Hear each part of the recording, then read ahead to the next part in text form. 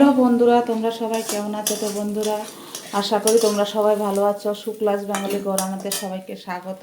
তো বন্ধুরা, আজকে আমি রান্না করছি। এখানে পেঁয়াজ আর কাঁচা লঙ্কা ভেজে নিয়েছি, বিনস, গাজর আর বিট আর হলো এই তিনটে আমি কেটে নিয়েছি।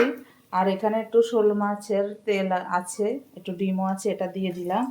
তেলটা ভাজা হয়ে গেছে, এটা দিয়ে দিলাম।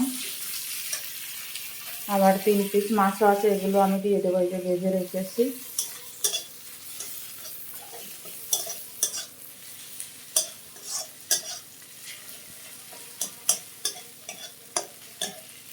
এখন এই সবজিটা আমি দিয়ে দিলাম।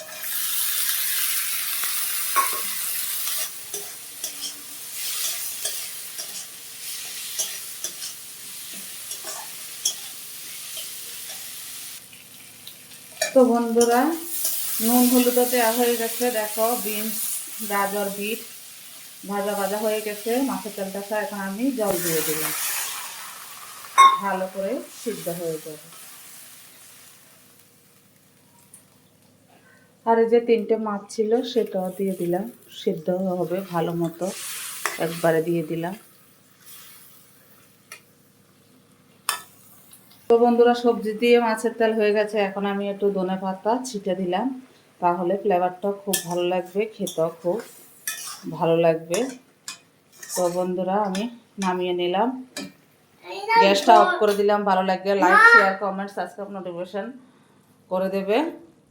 টাটা, বাই বাই, সবার সুস্থ থেকো, ভালো থেকো। দেখা হবে নেক্সট ভিডিওতে।